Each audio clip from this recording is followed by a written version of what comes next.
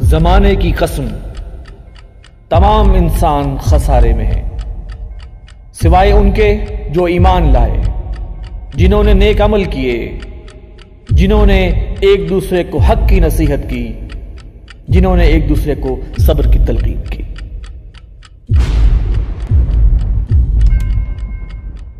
بسم اللہ الرحمن الرحیم۔ السلام علیکم ورحمۃ اللہ وبرکاتہ۔ ناظرین کرام، 1438 ہجری کے رمضان المبارک کے چند روزے اور مبارک راتیں الوداعی مراحل میں ہیں۔ جہنم سے نجات کا عشرہ چل رہا ہے۔ کتنے خوش نصیب ہیں وہ لوگ جنہوں نے دن کے روزے اور رات کے قیام سے رمضان کی رحمتیں اور برکتیں سمیٹی اور اللہ کے حضور سرخرو ٹھہرے۔ ناظرین، عید الفطر کی آمد ہے، لیکن عید منانے سے قبل ہمیں یہ ضرور سوچنا چاہیے کہ رمضان کا حاصل کیا ہے۔ رمضان میں پائے جانے والا دینی رجحان اور نیکی کا جذبہ صرف رمضان تک کیوں محدود ہے؟ ہم سال کے باقی 11 مہینے بھی تقویٰ کی یہی روش کیوں نہیں اپناتے؟ ہم آج کے پروگرام میں اسی موضوع پر گفتگو کریں گے۔ اسٹوڈیو میں میرے ساتھ تشریف فرما ہیں امیر تنظیم اسلامی محترم جناب حافظ عاقب سعید صاحب۔ آئیے پروگرام کا آغاز کرتے ہیں۔ عاقب سعید صاحب، قرآن پاک میں روزے کا مقصد حصول تقویٰ بتایا گیا ہے، یہ تقویٰ ہے کیا؟ ہمارے ناظرین کی رہنمائی کے لیے ارشاد فرمائیے۔ بسم اللہ الرحمن الرحیم، نحمدہ ونصلی علی رسولہ الکریم۔ روزے کے حوالے سے بہت اہم سوال ہے۔ آپ نے صحیح فرمایا کہ قرآن مجید میں روزے کا اصل حاصل جو ہے وہ تقویٰ کو قرار دیا گیا۔ یا ایھا الذین آمنوا کتب علیکم الصیام کما کتب علی الذین من قبلکم لعلکم تتقون۔ تقویٰ ہمارے دین کی ایک بہت اہم اصطلاح ہے، لیکن بالعموم اس کو صحیح طور پر سمجھا نہیں گیا۔ یہ قرآن کی اپنی ایک وضع کردہ اصطلاح ہے، حالانکہ تقویٰ کا اصل جو بنیادی مفہوم ہے وہ ہے بچنا۔ ٹھیک، ہمارے ہاں عام ترجمہ کیا جاتا ہے کہ اتقوا اللہ، اللہ سے ڈرو۔ اللہ سے ڈرو۔ یہ ایک حد تک تو مفہوم کو ادا کرتا ہے، لیکن پورا مفہوم اس میں ادا نہیں ہوتا، یعنی اس کی جامع ڈیفینیشن یہ نہیں بنتی۔ جی نہیں۔ تقویٰ کی تاکید بے انتہا ہے۔ اصل میں اس کو یوں سمجھیے کہ جو یہ لفظ ہے، اس کی میننگ، بنیادی میننگ جو ہے وہ ہے کسی شے سے بچنا، اپنے آپ کو بچانا۔ صحیح۔ فاتقوا النار التی اعدت للکافرین، بچو اس آگ سے، ڈرو اس آگ سے کہ جس میں جو تیار کی گئی ہے کافروں کے لیے۔ اللہ کے تقوی سے مراد کیا ہے؟ وہ یہ ہے کہ اللہ تعالی ہمارا رب ہے، مالک ہے، بہت مہربان بھی ہے۔ جیسے کہ سورہ فاتحہ میں اللہ کا جو تعارف بیان ہوا ہے، الحمدللہ رب العالمین الرحمن الرحیم، یعنی یہ نہیں کہا گیا کہ وہ کوئی ایسی شے ہے جس سے انسان ڈرے اور خوف محسوس کرے، بلکہ رحمت کو بہت اجاگر کیا گیا۔ لیکن جیسے ایک باپ، شفیق باپ سے بھی بچے ڈرتے ہیں کہ کہیں ہماری کسی غلطی سے، کسی کوتاہی سے باپ ناراض نہ ہو جائے، اسے رنج نہ پہنچے، جبکہ انہیں معلوم ہے کہ باپ کے دل میں شفقت بھی ہے، محبت بھی ہے۔ چنانچہ یہ اصل تقویٰ کا سینس ہے کہ ہم اللہ کو ناراض نہ کریں۔ اتقوا اللہ، اللہ کے ساتھ ہمارا ریلیشن وہ ہو، طرز عمل وہ ہو کہ اللہ ہم سے ناراض نہ ہو، ہمیں ہر وقت اس کی فکر ہونی چاہیے۔ صحیح۔ یہ اس کی بنیادی سینس ہے، اور عملاً اس کا جو نتیجہ نکلے گا وہ یہ کہ ان تمام چیزوں سے اور افعال سے اور حرکات سے انسان گریز کرے کہ جن سے اللہ ناراض ہوتا ہے۔ تو یہ ہوگا اتقوا اللہ، یعنی اللہ نے جن چیزوں کو حرام کیا، جن کو ممنوع قرار دیا، جن کو ناپسندیدہ قرار دیا، تو اللہ کی اطاعت ہم سب پر لازم ہے۔ وہ ہمارا حقیقی معنوں میں مالک ہے، خالق ہے، رب ہے، ہم اس کے حقیقی غلام ہیں، بندے ہیں۔ چنانچہ اس کا اس اعتبار سے ریگارڈ رکھنا کہ ہم اس کا کوئی حکم نہ توڑیں، اس کو کسی طرح سے کسی بات پر ناراض نہ کر دیں، اس طرز عمل کا نام ہے تقویٰ، بچ بچ کر چلنا۔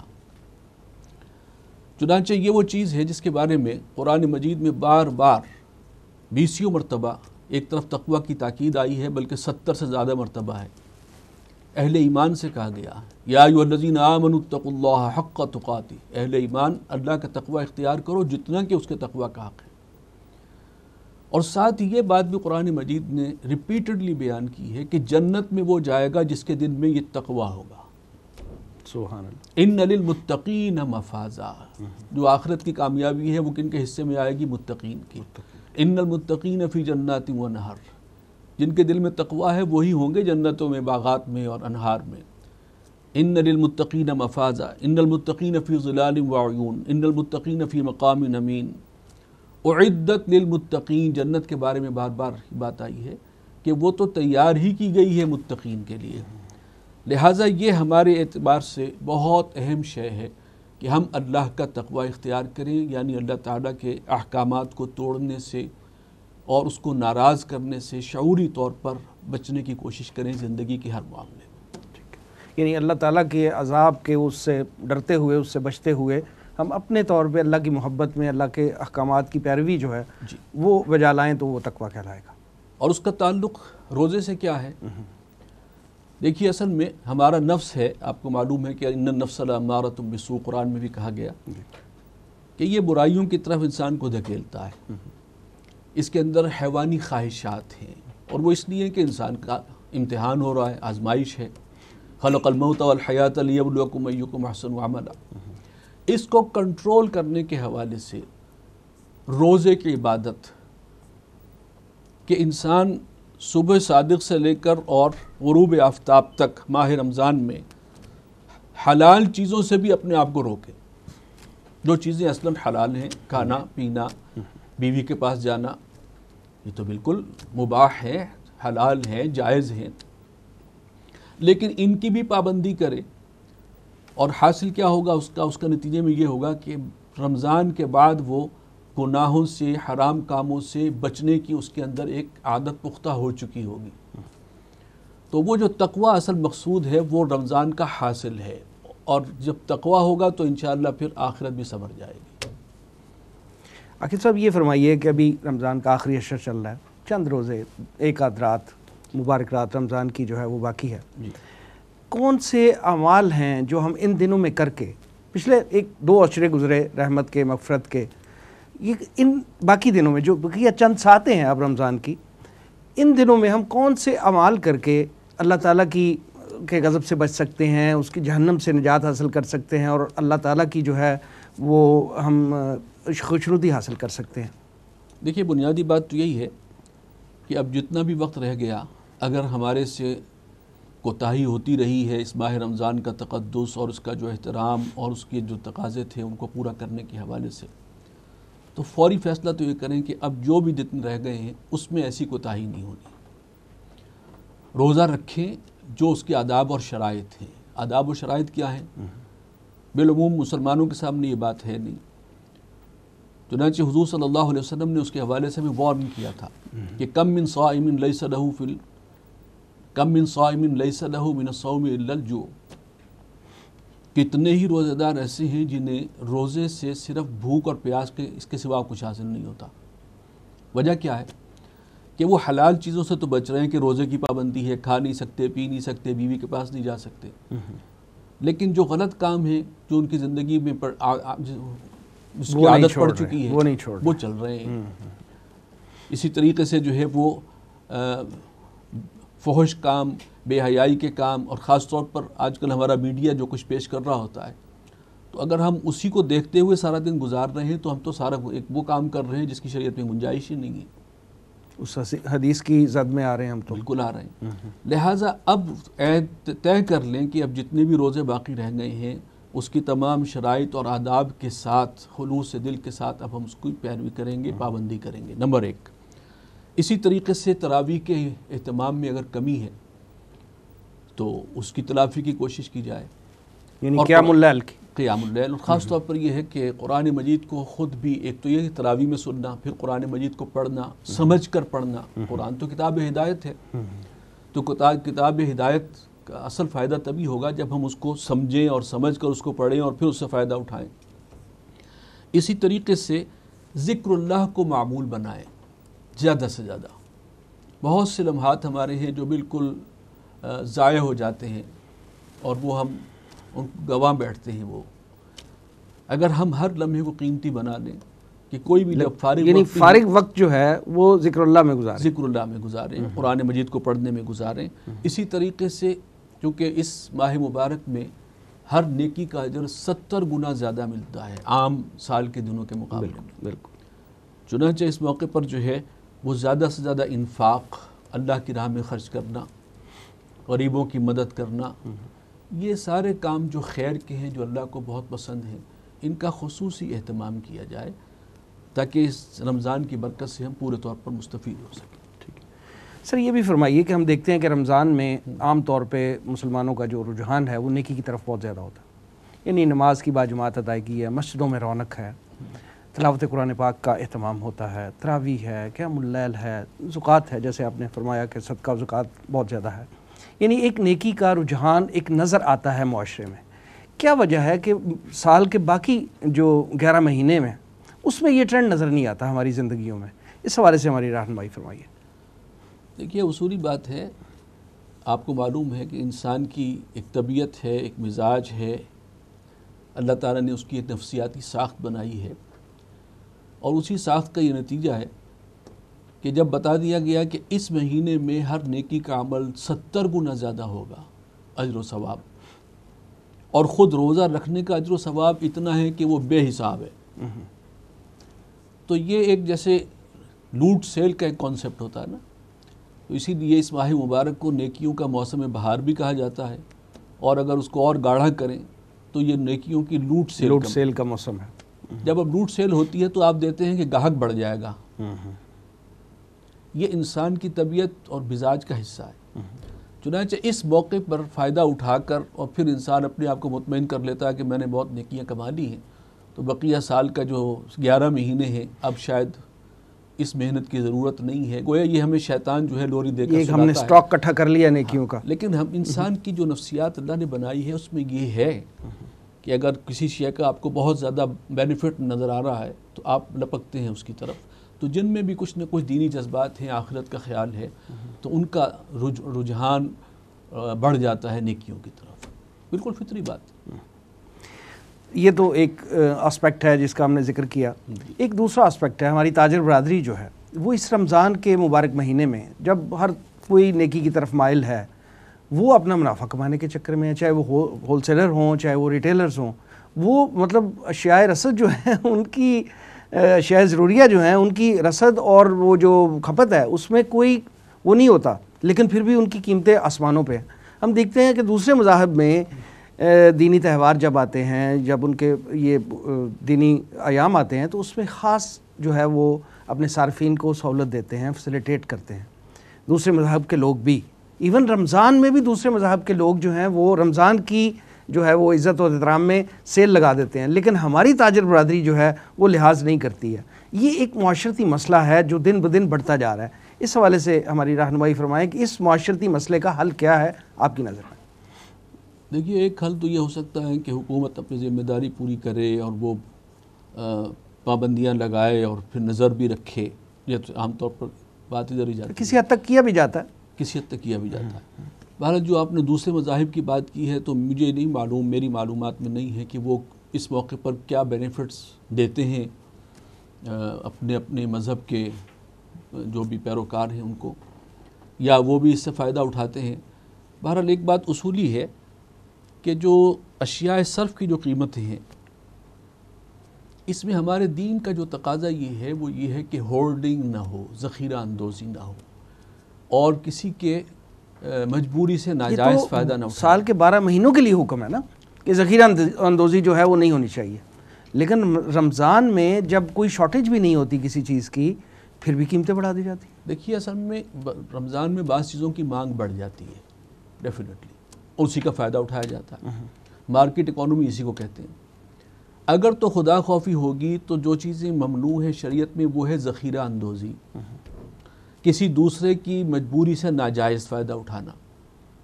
یہ خدا خوفی ہوگی اگر دل میں تو عملاً اس پر جو ہے وہ کارروائی ہو سکتی ہے۔ جو مارکیٹ اکانومی کی آپ بات کر رہے ہیں اس میں یہی ہے، بات صحیح ہے، آپ بالکل درست فرما رہے ہیں۔ کسی چیز کی شارٹیج ہو لیکن اس کی طلب بڑھ جائے تو پھر تو قیمتیں بڑھنے کا ایک کو سمجھ آتی ہے۔ شارٹیج بھی نہیں ہے، بازار بھرے پڑے ہیں، پھلوں سے بھرے پڑے ہیں ریڑیاں، قیمتیں آسمانوں کو چھو رہی ہیں، اور رمضان کے بعد نارمل ہو جائیں گی۔ بہرحال اس کا تعلق جو ہے اصل میں آپ اس کو اگر انالائز کریں گے تو اس کا تعلق بھی تقویٰ سے ہی ہے۔ دینی اصولوں کو اگر آپ اختیار کر لیں تو انشاءاللہ اصل بات تو یہ ہوتا ہے۔ وہ دین ہماری پرائرٹی نہیں ہے. ہمارا کاروبار، ہمارا بزنس، اس کے اندر ہم دیکھتے نہیں کہ ہم جو کچھ کر رہے ہیں وہ شریعت کے مطابق ہے یا نہیں ہے. چنانچہ اس کی وجہ سے چونکہ شریعت ہماری پرائرٹی نمبر 1 نہیں ہے اور ہم صرف اپنے ذاتی منفعت اور منافع کو دیکھتے ہیں، پروفٹ کو دیکھتے ہیں، تو یہ ساری صورتحال ہوتی ہے. اور میں سمجھتا ہوں کہ حکومت جتنا مرضی زور لگا لے نہ کبھی قابو پا سکی ہے نہ پا سکے گی.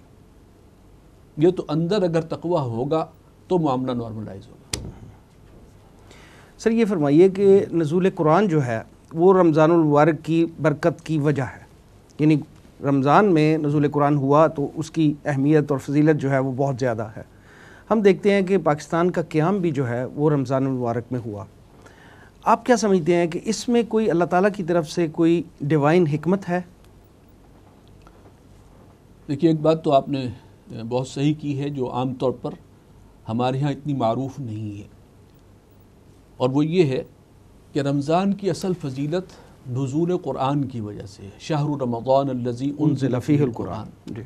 ہمارے ہاں عام لوگوں کے ذہنوں میں جب بھی بات رمضان کی آئے گی تو فوراً ذہن جاتا ہے روزے کی طرف. صحیح. رمضان اور روزہ یہ 2 تصورات لازم و ملزوم ہیں.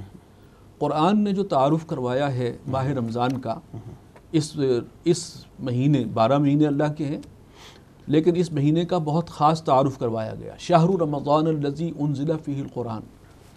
اور تعارف میں جس شے کو مقدم رکھا وہ یہ کہ رمضان کا مہینہ وہ ہے جس میں قرآن نازل کیا گیا. صحیح. رمضان کی اصل فضیلت یہ ہے. اور پھر مزید قرآن کا تعارف کرایا. ھدی للناس وبینات من الھدی والفرقان. قرآن کیا شے ہے؟ پوری نوع انسانی کے لیے ہدایت نامہ ہے. یعنی انسان کو آزمائش کے طور پر دنیا میں بھیجا گیا اور اس آزمائش میں کیسے کامیابی سے گزرنا ہے اور ناکامی سے کیسے بچنا ہے، اس کے لیے مکمل گائیڈنس نظری اعتبار سے، فکری اعتبار سے، اعتقادی اعتبار سے، عملی اعتبار سے، یہ سب کا سب جو ہے قرآن مجید ایک مکمل ہدایت نامہ ہے پوری نوع انسانی کے لیے. صحیح. اور پھر اس کے بعد آگے جا کے فرمایا فمن شہد منکم الشہر فلیصم. جو کوئی تم میں سے اس مہینے کو پائے، یعنی اس کی زندگی میں یہ مہینہ آئے، تو اسے چاہیے کہ پورے مہینے کے روزے رکھے. تو واقعتاً رمضان اصلاً نزول قرآن کا مہینہ ہے. اسی میں وہ رات بھی ہے انا انزلناہ فی لیلۃ القدر وما ادراک ما لیلۃ القدر. وہاں بھی نزول قرآن کا ذکر ہو رہا ہے کہ جس رات میں قرآن کا نزول اس کا آغاز ہوا یا وہ لوح محفوظ سے سمائے دنیا تک اتارا گیا، وہ رات 1000 مہینوں سے افضل قرار پائی.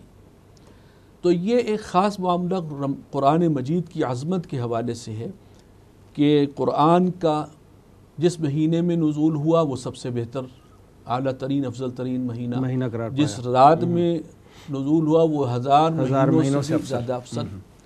تو واقعتاً قرآن بہت بڑی شے ہے، اور حقیقت کے اعتبار سے اللہ تعالیٰ نے انسانوں کو جو بھی نعمتیں عطا فرمائی ہیں از روئے قرآن، ان میں سب سے بڑی نعمت یہ خود قرآن مجید. بے شک بے شک.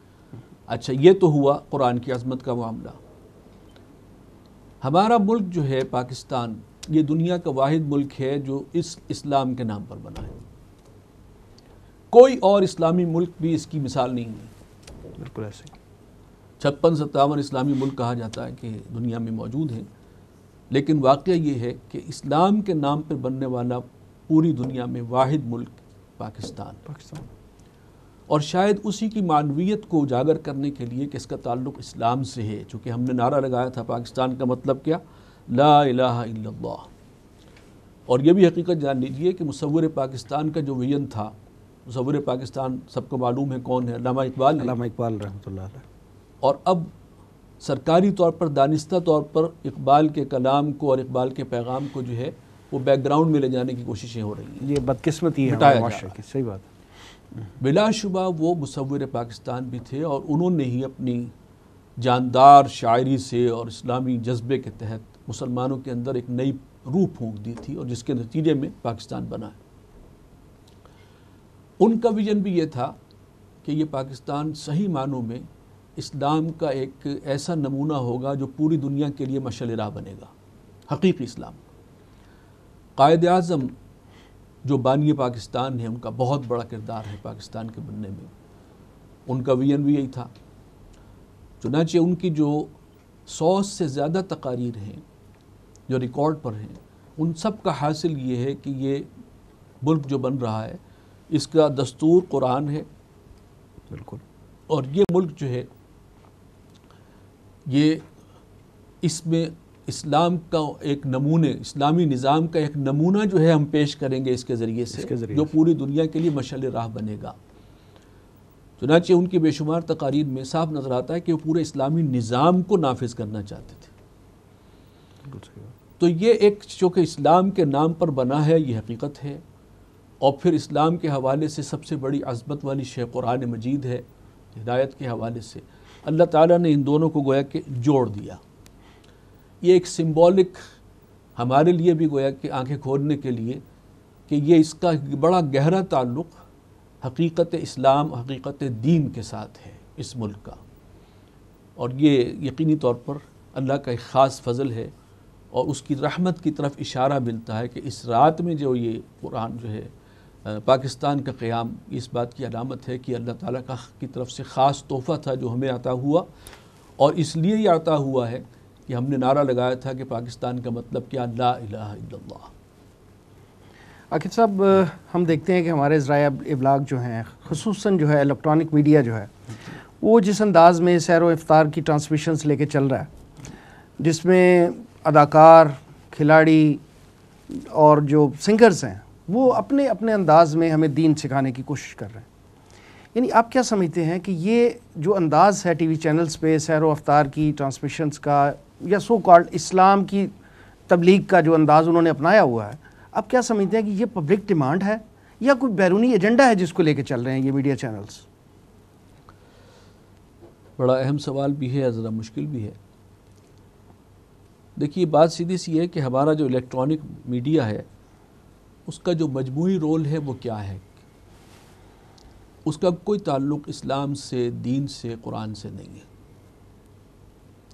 وہ سیکولرزم کو پروموٹ کر رہا ہے، بے حیائی اور یعنی فحاشی کو پروموٹ کر رہا ہے، سنسنی خیزی کو پروموٹ کر رہا ہے۔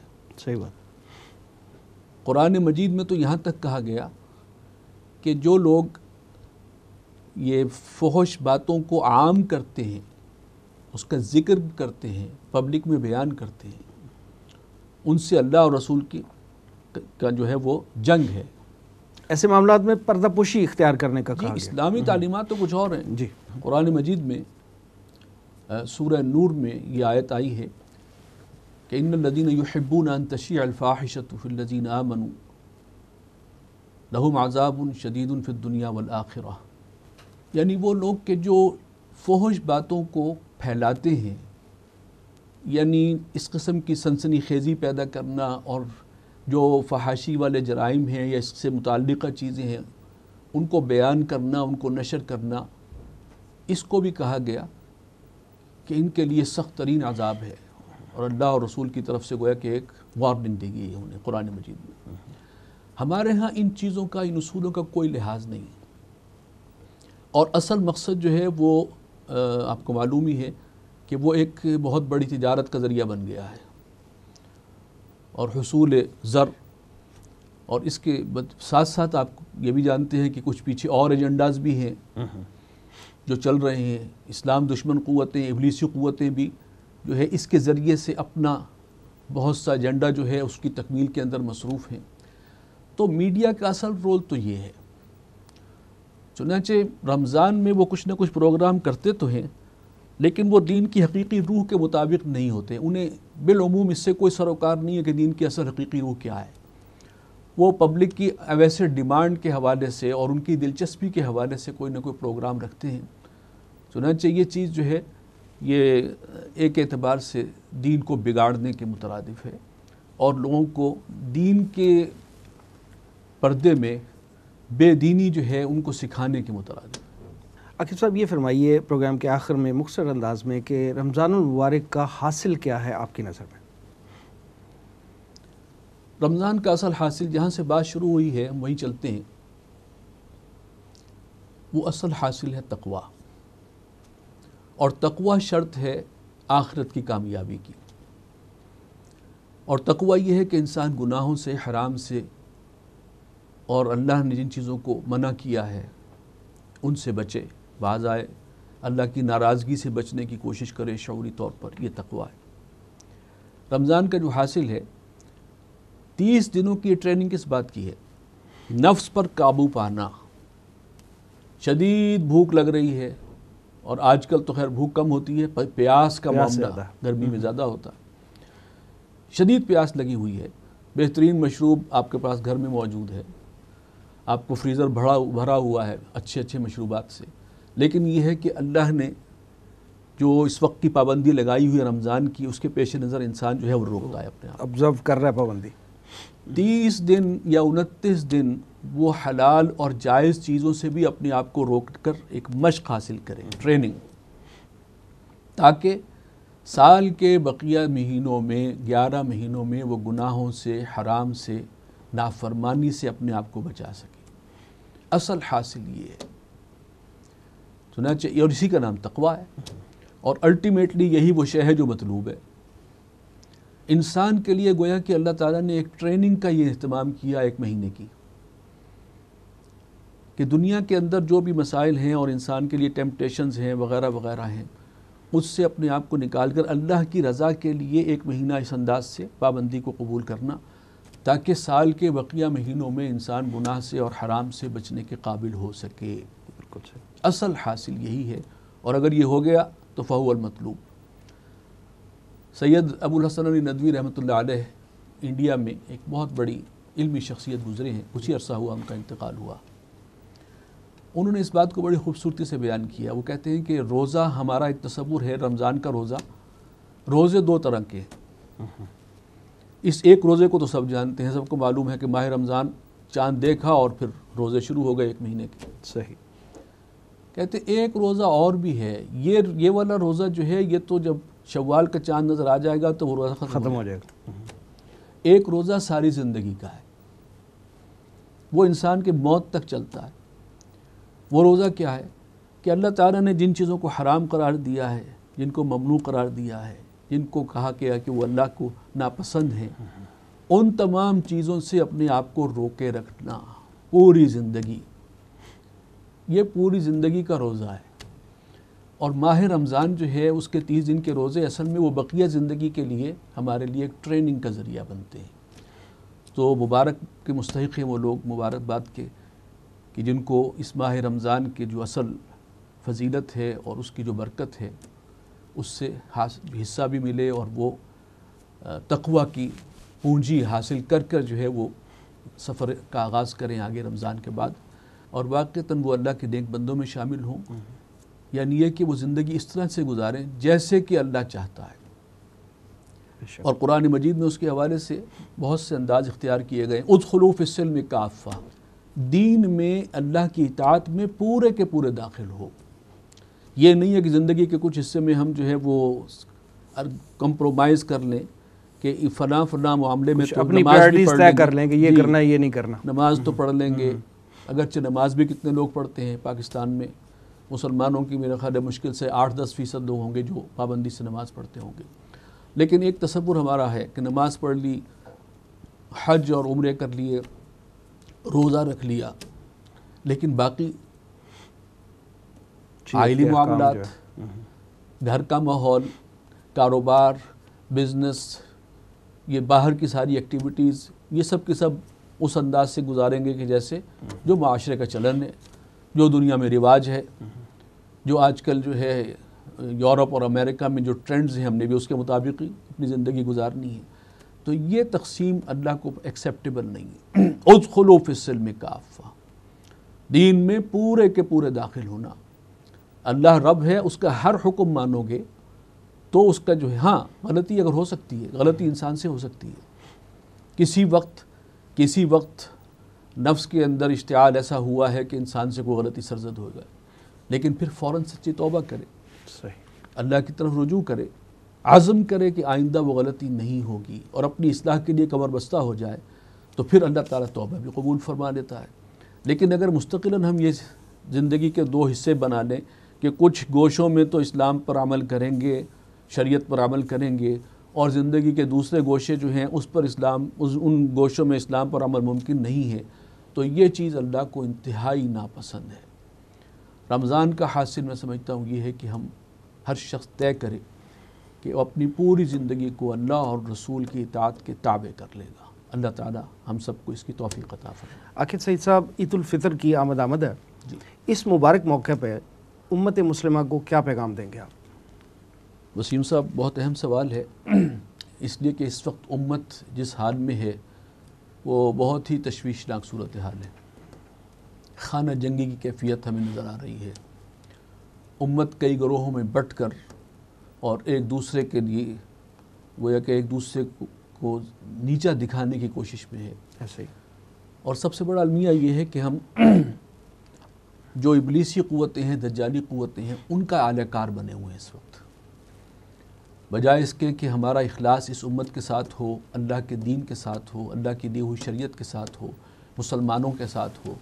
ہمیں اپنے اپنے مفادات اور اپنی اپنی جو وہ چودراہٹیں ہیں، کہیں شہنشاہیت ہے اور کہیں اسی قسم کے نظام ہیں، ان کو بچانے کے لیے، اپنا اقتدار اور اختیار ہے، ان کو بچانے کے لیے ہم اپنے جو سب سے بڑے دشمن ہیں، جس کو قرآن مجید نے بھی واضح طور پر کہا جی، کہ تمہارے سب سے بڑے دشمن جو ہیں وہ یہود ہیں، جی، اور اس کے بعد جو ہے وہ ہنود، جی، یعنی مشرکین، جی، ان پر ہم ڈیپینڈ کر رہے ہیں، ان کے ساتھ دوستیاں بڑھا رہے ہیں اپنے اپنے علاقائی مفادات کے لیے۔ یہ ایک بہت خوفناک صورتحال ہے، اور اس کی اصل وجہ یہی ہے کہ ہم نے اسلامی تعلیمات کو سرے سے نظر انداز کر دیا۔ دین ہماری پرائرٹی نہیں ہے، صرف دنیا میں اپنے مفادات کا حصول ہی ہمارے سامنے صرف ایک ٹارگٹ رہ گیا ہے، بدقسمتی سے، الا ماشاء اللہ۔ حکمران طبقہ اور جو ایلیٹ کلاس ہے وہ تو اکثر اسی رنگ میں رنگی ہوئی ہے۔ اب اس کا لازمی نتیجہ یہ ہے کہ اللہ تعالیٰ نے پہلے ہی خبردار کر دیا تھا۔ یہود ہم سے پہلے جو سابقہ امت تھے، ان کے اندر بھی جب یہ خرابیاں آئی تھیں تو پھر اللہ تعالیٰ نے انہیں شدید عذاب میں مبتلا کیا۔ ضربت علیہم الذلۃ والمسکنۃ وباءوا بغضب من اللہ، اور قرآن مجید میں یہ مضمون 2 جگہ آیا ہے ہمارے کان کھولنے کے لیے کہ سابقہ امت نے جب اللہ کے دین سے غداری کی تو اللہ تعالیٰ نے مشرکوں سے اور جو غیر مسلم قوتوں سے انہیں پٹوایا، اور ذلت اور رسوائی ان کا مقدر بنی، اور دنیا میں انہیں شدید ترین ہزیمت اور شکست کا سامنا رہا۔ تو مسلمانوں کو بھی گویا کہ وارن کر دیا گیا تھا کہ اگر تم نے دین سے بے وفائی کی تو یہی حشر تمہارا بھی ہوگا۔ آج ہم وہیں کھڑے ہیں، ہم نے دین سے بے وفائی کی انتہا کر رکھی ہے۔